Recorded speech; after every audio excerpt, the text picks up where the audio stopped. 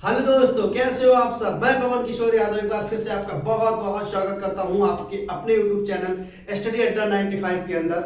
और आज हम बहुत ही इंपॉर्टेंट टॉपिक लेकर के आपके सामने आए हैं। हिंदी की बहुत इंपॉर्टेंट टॉपिक है जो आपसे आज हम डिस्कस करेंगे।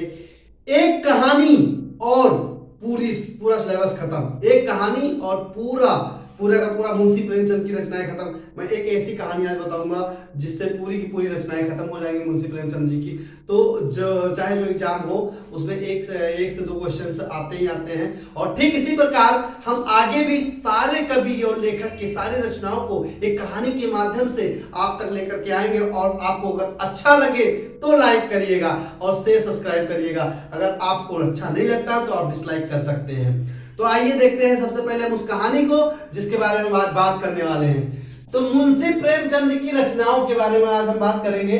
बहुत सारे दोस्तों की रिक्वेस्ट आ रही थी, स्टूडेंट की रिक्वेस्ट आ रही थी कि सर एक मुंशी प्रेमचंद की रचना के ऊपर आप बनाइए जो कि कहानी के तौर पे। और जैसा कि आप जानते हैं कि हम ट्रिक के माध्यम से ही पढ़ाते हैं, तो आज हम उस मुंशी प्रेमचंद की रचनाओं को लेकर के आए हैं और बहुत इंपॉर्टेंट रचनाओं को लेकर आए हैं। आइए हम देखते हैं।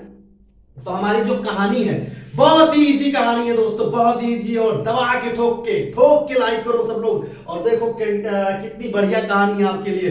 देखिए, एक नमक का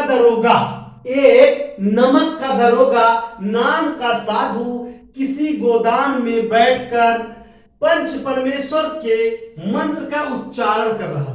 मतलब एक नमक के दरोगा नाम है, जिसका दरोगे का नाम है नमक का।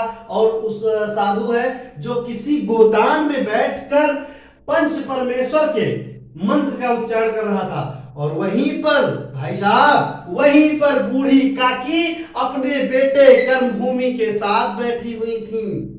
वहीं पर बूढ़ी काकी अपने बेटे कर्मभूमि के साथ बैठी थी।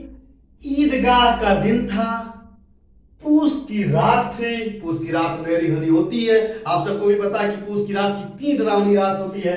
तो पूस की रात थी। तभी सेवा सदन निवास से रंगभूमि नाम का चोर गबन करके भाग गया। चोरी करके भाग गया दोस्तों, गबन करके भाग गया। मतलब उसने बहुत सारा धन गबन कर लिया, चुरा करके भाग गया। चोर शतरंज के खिलाड़ी की तरह शातिर था। मतलब वो इतना शातिर दिमाग का था कि उसे कहा गया कि चोर शतरंज के खिलाड़ी की तरह शातिर था। उसकी चोरी का नशा इतना बढ़ गया कि उसने अपने बड़े भाई साहब के घर जाकर अपने बड़े भाई साहब के घर जाकर के, और उसकी जो अपने बड़े भाई साहब के घर गए तो उसकी जो बेटी थी उसके बड़े घर की सहेली थी वो, और उसकी उधार की ली हुई घड़ी तक भी चुरा ली। मतलब चोर इतना शातिर था और उसका चोरी में इतना मन लग गया कि उसने घड़ी भी चुरा ली। तो हम इसकी रचनाओं को देखते हैं। सबसे पहले एक नमक का दरोगा। तो नमक का दरोगा जो कि कहानी है मुंशी प्रेमचंद जी की। मुंशी प्रेमचंद जी का जन्म कहां हुआ था? वाराणसी में हुआ था। ये भी देख लेते हैं, मुंशी प्रेमचंद जी का जन्म कहां हुआ था? वाराणसी में हुआ था। और दूसरा क्या है? नाम एक नमक का दरोगा नाम का साधु किसी गोदाम में बैठकर अपने पंच परमेश्वर के मंत्र का उच्चारण। पंच परमेश्वर, तो एक रचना इनकी हो गई पंच परमेश्वर के मंत्र हो गया का उच्चारण कर रहा था। वहीं पर बूढ़ी काकी तो आपने काकी जो इनकी कहानी है उसमें एक लड़का रहता है, वो काकी की डेथ हो जाती है और वो रोता है और फिर पतंग के सहारे काकी को जमीन पे लाने की कोशिश करता है। ऐसी कुछ कहानी है, आपने पढ़ा होगा।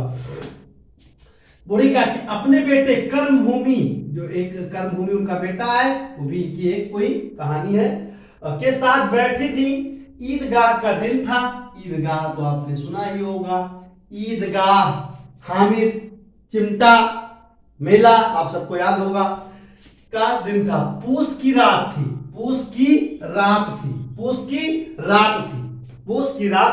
तभी सेवा सदन निवास से सेवा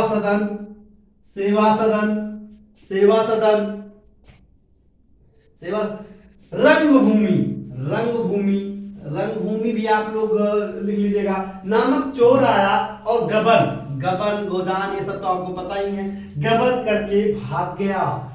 चोर शतरंज के खिलाड़ी, तो शतरंज के खिलाड़ी को भाई साहब नोट कर लीजिएगा, बहुत ही इंपॉर्टेंट है और बार बार एग्जाम में पूछा जाता है। शतरंज के खिलाड़ी की तरह चाहते था।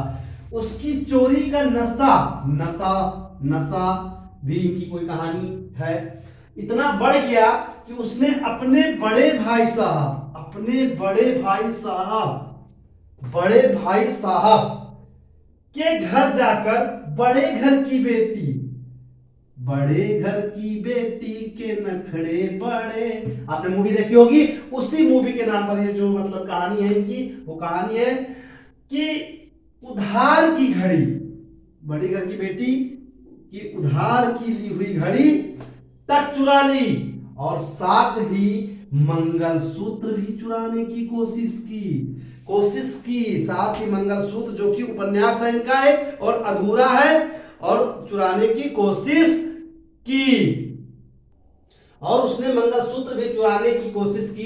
तो जो मंगलसूत्र था उसने चुराने की कोशिश की, मतलब उसको चुरा नहीं पाया, तो उसमें क्या है कि उनका अधूरा उपन्यास है, उनका अधूरा उपन्यास है। आगे देखते हैं। और फिर उसने कायाकल्प बदल लिया, कायाकल्प भी इन्हीं की रचना है, और उन्होंने कायाकल्प मतलब जो अपनी आत्मा थी चोरी वाली, उसने उनको बदल लिया, अपने इरादे, उन्होंने इसको इरादा भी कह सकते हो, उन्होंने अपने इरादे को बदल लिया और भागकर प्रेमाश्रम में छुप गए, प्रेमाश्रम में छुप गए। तो ये भी इन्हीं की रचना है, आप नोट कर लीजिएगा, वो प्रेमाश्रम में छुप गए। परंतु सिपाही आत्माराम, परंतु सिपाही आत्माराम ने, आत्माराम थे वो मतलब सिपाही थे, और किसके साथ, निर्मला, अपनी पत्नी निर्मला जी के साथ मिलकर, निर्मला भी इन्हीं की उपन्यास है, एक उपन्यास है, और के साथ मिलकर चोरी के इल्जाम में रंगभूमि, जो कि कौन था रंगभूमि, कौन थे वो, क्या थे रंगभूमि एक था जो सेवा सदन से निकल के आया था और क्या पूस की काली रात में सेवा सदन से भाग कर आया था, चोरी किया था। तो ये रंगभूमि पर जुर्माना लगा दिया। तो ये रही हमारी एक छोटी सी कहानी, जिसके माध्यम से हमने बहुत ही इंपॉर्टेंट रचनाओं को, तो क्या नाम है, मुंशी प्रेमचंद जी की रचनाओं को हमने देख लिया है। उसमें आपने गबन देखा, गोदान देखा, सेवा सदन देखा, कर्मभूमि देखी, रंगभूमि देखी, आत्माराम देखा, और क्या नाम है, नमक का दरोगा देखा, पूस की रात देखी, और ईदगाह का दिन देखा, काकी देखा, पंच परमेश्वर देखा, मंत्र देखा, और इसमें बहुत सारी रचनाएं थी, प्रेमाश्रम थी, बड़े भाई साहब थे, बड़े घर की बेटी थी, उधार की ली हुई घड़ी थी, तो आपने उसमें देखा।